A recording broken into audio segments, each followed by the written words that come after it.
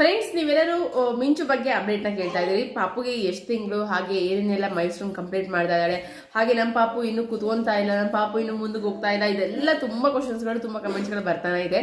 So totally ನಿಮಗೊಂದು answer ಕೊಡೋದಾಯ್ತು ಅಂದ್ರೆ ಈ ವಿಡಿಯೋದ ಮೂಲಕ. ಸೊ ಮಿಂಚುಗೆ ಈಗ ಎಕ್ಸಾಕ್ಟ್ ಆಗಿ 8 ಮಂತ್ಸ್ ಕಂಪ್ಲೀಟ್ ಆಗಿ 15 ಡೇಸ್ ಆಯಿತು. 8.5 ತಿಂಗಳು 9 ತಿಂಗಳಲ್ಲಿ ನಡೀತಾ ಇದೆ.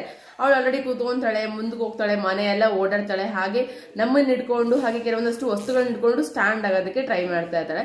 ಇದು ಬೇಗನ ಅಥವಾ ಲೇಟ್ ಆಯ್ತಾ, ಇದು ಯಾವ್ದನ್ನು ನಾನು ಯಾವತ್ತೂ ಕೂಡ ಯೋಚನೆ ಮಾಡಿಲ್ಲ. ಯಾಕಂದ್ರೆ ಇವಳಿಗಿಂತ ಫಾಸ್ಟ್ ಆಗಿ ನನ್ನ ಎರಡನೇ ಮಗಳು ಆಲ್ರೆಡಿ ಎಲ್ಲಾ ಮೈಲ್ ಸ್ಟೋನ್ಸ್ ಕಂಪ್ಲೀಟ್ ಮಾಡ್ತಾ ಇದ್ದು. ಸೊ ನಾನು ಅವಳಿಗೆ ಕಂಪ್ಯಾರಿಸನ್ ಮಾಡಲ್ಲ. ಅಂತದ್ರಲ್ಲಿ ನೀವು ನಮ್ಮ ಮಕ್ಕಳ ಜೊತೆ ಕಂಪ್ಯಾರಿಸನ್ ಮಾಡೋದು ತುಂಬಾನೇ ತಪ್ಪು.